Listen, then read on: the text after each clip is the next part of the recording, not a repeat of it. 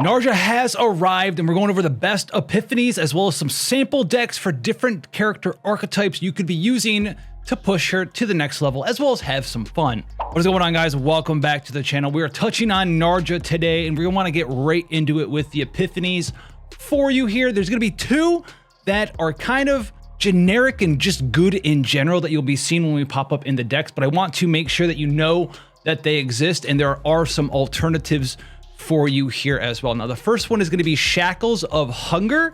This is going to be a staple card in a lot of your Narja lists because it's one of the few ways to either gain a bunch of Veracity without having to spend AP on using Narja's cards itself, or a way for you to dump Veracity to get big damage bonuses. Now, the big go-to one is Epiphany 1. This is because it has attunement for 6 Veracity, meaning that it makes her even more AP efficient, as you don't even have to cast the card to gain the Veracity. As long as you draw this card, you'll just gain 6, which is 6 hits. That's a lot of Veracity without even having to spend AP on your support character in the form of Narja here. Now, on top of that, though, it also is going to work well with dumping Veracity on top of that because it's a 4-hit skill, which is going to help some of her other cards that you'll see in a lot of the sample decks there. However, there is a thing that you can choose to do in some of these decks where if you have a lot of ways to bump up your Veracity, there actually is a good way for Shackles to dump your Veracity on top of that. And this is going to be the 4th Epiphany for Shackles of Hunger. This is a skill that has retain, so you can just hold on to it and use it when you want a big damage turn, big combo turn. And this is going to decrease your Veracity by 5, and for every Veracity that you use up with this card, it's going to increase the damage of the next card that you use by 40% per Veracity consumed. And if you consume 5 Veracity, you will also gain 3 Perdition stacks. So this is a way to give a monster buff to a big card. Think like a Haru anchor shot or like a Kairon skill, something that you're just gonna cast like a couple of times, maybe one big time, and bump that damage up as much as humanly possible. And yes, if you're lucky out there, you could, in theory, get the base version of Shackles of Hunger inside of your Chaos Manifestation run, duplicate it before it Epiphanies, and then get like one version of Shackles of Hunger like this, and then another version of Shackles of Hunger like this as well, and then duplicate possibly one of the two, and you'll have Shackles of Hunger as both a insane Veracity generator and Veracity dumper at the same time. The first one here is so good, even just in a baseline deck, that it's going to be your go-to for basically every variety of Narja decks. And you can even make this even better with characters that can put cards back on top of the deck. There are some neutral cards to do that. You can run her with Nia, with Adagio, right? Draw your Shackles, proc the Veracity, put it back on top, draw it again with Adagio, proc more Veracity that way, all for very low to 0 AP cost. The other one that's going to be pretty flexible for you is going to be the Domain of Veracity. There's going to be 2 staples for just generic builds out there as you're going through Chaos. The first one here is just going to be the Domain of Veracity upgrade version. This is Epiphany 5. It's going to be unique, which is a big thing inside of Chaos because it's not going to show up in duplications when you're defeating monsters or duplication events. And it's going to trigger off her payoff card Mealtime. It's just going to make it heal a little bit more. So it's not like a big, crazy, like my game plan's coming together card, but it's something that you can play, get it out of the way. It's going to make your deck smaller over the course of the couple of turns you're playing, and it's going to give you that big payoff because remember, Veracity stacks don't heal you unless you're under 50% HP. So this is going to give you even more healing from casting Mealtime, which is something that you do with Narja quite a lot. It just directly interacts with her main gimmick of the Veracity stacks, and so Domain is just going to make it an even better heal card. The other thing that you can do though here is going to be the Domain of Veracity that's going to help you tenacity break targets as well. This could be something that maybe you're more into if there's a different encounter or maybe a setup or a team that you're working towards where you want to be able to increase the tenacity damage that your entire team's doing to break things. this is going to be the other staple. This is like the offensive staple. And not only does it help you tenacity break things, but it also can generate veracity for you as well. So pick this one if you just need more veracity generation for your team. Now, the first sample deck here for Narja we're going to go on is just going to be like your generic sample deck. So we have the Shackles of Hunger with attunement of gaining veracity. We like to see that. Just draw the card. You're ready to go. You can spend your AP on other cards if you so desire. The other one here is going to be Bottomless Hunger. This version is the version that costs 0. It gives you 3 veracity when you cast it, and then for that turn, the next 2 times you consume veracity, it's going to decrease costs of random cards in your hand by 1 for the turn. I know a lot of players are saying that they don't necessarily like this version of this card, but hear me out. If you've played with the forbidden card that like randomly decreased something by 1 for the rest of the battle, when you're putting your team together, when you're playing with your party, what you can do is you can make the game sort of target what you want, because this card will not try to reduce something that already cost 0. So if your hand consists of a couple of cards that you want to reduce the cost of, maybe they cost 2, maybe they cost 3, and then you have like maybe 1 cost and a couple of 0 costs, you can play the 1 cost first, and then you'll just have a couple of 0 costs left with the couple of cards that are 2 and 3, and you can target those cards. But you're saying, Josh, how are we going to target those cards? We need to do damage and hit things to proc the Bottomless Hunger effect. Well, that's why I like the Shackles of Hunger attunement 5 to 6 veracity so much, because you can draw this Shackles, gain the veracity, play Bottomless Hunger, go, all right, maybe I just want to reduce the shot cost of Haru's Anchor Shot or something. I don't have a lot of other ways to attack multiple times. Don't worry, you can spend 1 AP for Shackles of Hunger. It's going to hit 4 times, consume some veracity, and then it will also proc the reduced cost function of the Bottomless Hunger card. So these two have insane synergy together. You're going to be generating 9 veracity, making things cost 2 less for the turn, all at the cost of 1 AP. That's awesome. We also have Voluntary Control. This is just like your generic stand-in. If you don't have any veracity, you need to generate veracity. This is going to give you up to 9 veracity. On top of that, though, if you already have veracity, you're set, ready to rock and roll, it will give you perdition or predation stacks instead, which is one of the hardest things to generate, especially at like E0 for Narja, are these predation stacks. And so Voluntary Control with this Epiphany 1 here can either give you a bunch of veracity to give you that consistency in what she's there in your party for, which is generating these stacks, boosting damage, right? That's her whole gimmick. This is going to help you do that, and it's also going to have a secondary feature where it will give you her even stronger buff if you're already doing her gimmick correctly. Lastly, we have the Domain of Veracity. You can pick either the 5th one or the 1st one, like we talked about, depending on if you want tenacity break and more veracity generation, or if you're looking for her to just be your mainstay healer in conjunction with her heal time bonus. So this is just kind of a generic starter edition. This is a very low cost save data deck. You can, remove another card or 2 if you want. As you can see, we just removed like 1 of the heals in the basic attack card.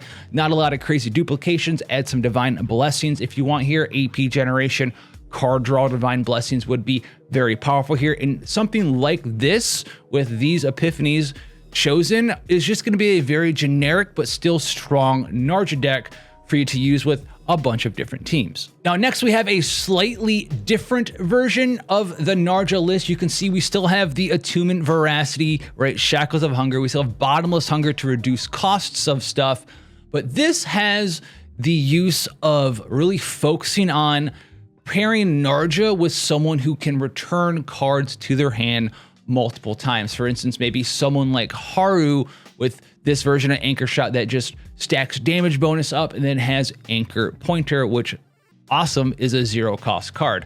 So we have Anchor Shot, we have Anchor Pointer. You can use this for other characters that return stuff to their hand as well, because we're using this version of a Voluntary Control. This is the 4th Epiphany. This is the unique upgrade version, so you can't duplicate this one, but what it does is when you cast it, it's going to give you 10 veracity stacks straight up. And then as you cast the card, you want to select one of the attack cards in your hand, and you will gain a predation stack every single time that card is moved. So if you have Haru's Anchor Shot in your hand and you cast this voluntary control, it's going to give you a bunch of Veracity stacks, but most importantly, it's going to give you a big stack of predation to boost the damage every time that card is moved. So what you can do with a setup like this is just like before, right? You draw the Shackles of Hunger, you gain some Veracity stacks, you gain Veracity stacks from voluntary control. So you're set up either way with your Veracity stacks. You cast Bottomless Hunger and you cast a card or two. You shape your hand so you have a couple of zeros and maybe just Anchor Shot sitting in your hand. Thankfully, Anchor Point is a 0, which makes this very easy to do for Haru. You can reduce the Anchor Shot to 0 for the entirety of that turn and just be like, all right, well, every time Anchor Shot comes back to my hand, I get a predation stack. And you just Anchor Shot, give it the damage bonus. Give yourself a predation stack when you cast Anchor Pointer. Put it back in your hand. Repeat ad nauseum and just cast a fully buffed Anchor Shot with a predation stack, with Veracity stacks, as many times as you can Anchor Pointer it back to your hand in the same turn.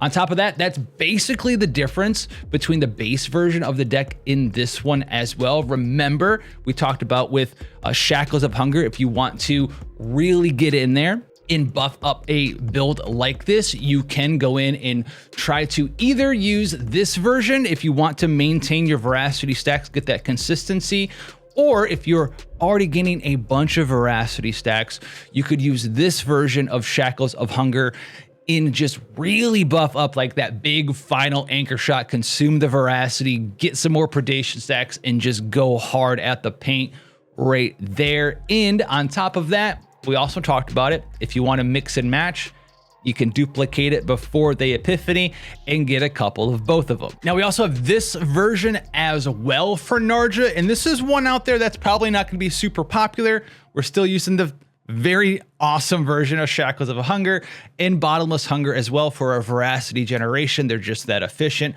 But this version is based around spamming as many basic attack cards, right, as humanly possible. So this is something for someone like maybe Malin, where you cast multiple strikes per turn. We have this version of Voluntary Control, which is the 5th Epiphany. It's unique, so you can't duplicate this one, sadly. But every time a basic attack card inflicts a hit and does damage, you will gain 1 Veracity, and it boosts up the damage of basic attack cards by 50%. So someone like Malin, very easy to pick out of the pocket. You can use like her EP skill to make her hit multiple times, cast a bunch of strikes, gain a bunch of Veracity that way, do a bunch of damage that way. You can also pair something that's going to be using a bunch of basic attacks with this Narja build with the 1st Epiphany of Domain of Veracity, because we don't necessarily care a lot about doing tenacity damage and gaining Ravage and Veracity stacks from that. But what we do really care about is being very AP efficient. So if you're in a multi-target scenario, maybe you're doing like a chaos run, this could be very good if you can target this in your chaos run as well, because you're able to tenacity break things and gain the AP back from tenacity breaking that way, so you can spam out as many basic attack cards as you want. This one is more for a generic sort of, I'm spamming all of my basic attack cards. I wish they would add a little bit more basic attack cards as a definition. Imagine if all the futilities that Kayron generated counted as basic attack cards, and how nutty a Narja build like this would be with that. But until then, we're just having to spam like strikes and some other stuff. It's kind of okay, but I wanted to mention it. And then last but not least, this is for you tank down boys out there, tank down girls as well. And then we have this version of Domain of Veracity, which does defense-based damage to all enemies, and it is going to increase the amount of defense-based damage that those enemies take by 100% for 2 turns. Now, this is a card that sets her apart for a tank down player. It makes her more unique basically than any other control character or support in a tank down playstyle. So if you're doing defense-based damage, it's going to bump it up. If you're a Magna main, if you're a Calliope main out there, Narja does defense-based damage as well. So if you're using this sort of setup, you could gear her up for more of a damage dealing controller type character support. You have the default version of Mealtime. You can't change that, obviously. And then the question becomes, what do you do with Voluntary Control in Bottomless Hunger for a deck like this. Now you can see Bottomless Hunger is a little bit different in this version. You can choose this one where you forego like reducing the cost of cards, because sometimes it's hard to use your Veracity stacks on these tank down styles because, you know, you're counterattacking, you're using skills a lot. You're not really using offensive, aggressive, 0 and 1 cost attack cards to reduce the costs of other things in your hand on your own turn a lot of the times. But what you can do is use this version of Bottomless Hunger that gives you a damage bonus to defense, bonus damage on someone like Narja, which combos very well with Domain of Veracity. You also have the option of Voluntary Control to beast the other version, the other card that's going to be gaining the Veracity stacks for you, in conjunction with the versions of Shackles of Hunger that we all know and love. So you have a lot of great ways to build up Veracity stacks here. Involuntary Control can also be one of the ways for you to gain those predation stacks in conjunction with Mealtime. So if you're a tank down player, look for something like this as well. And also remind yourselves, Bottomless Hunger, you can do the same thing we were talking about with the Shackles of Hunger. You can get into your Chaos Manifestation run. You can duplicate this, it's RNG, but duplicate the base version of Bottomless Hunger first, and then it can epiphany into 2 different things. You can gain this one if you so desire, you can gain this one if you so desire, or you can gain this one if you so desire to bump up the damage that you're doing in your defense-based, more tank down team, which is pretty cool. I think there's a lot of cool and fair ways to play with Narja. I'm not sure if she'll be in the I'm spamming all of my 000s Cassius Quest squads out there, but I will say that I think that she is a very strong character with very specific downsides, being the lack of card draw in her kit, which is why when we were looking over the different decks, there's a lot of room left to gain some divine blessings on the cards that we're duplicating, right? So we can add draw a card to them as well. And if you can do that, then she becomes like a pretty awesome character. Just probably still won't be in the most busted teams of all time, but almost seems unfair in the fair teams. Let me know what you think about it down below, and I'll catch you guys in the next one.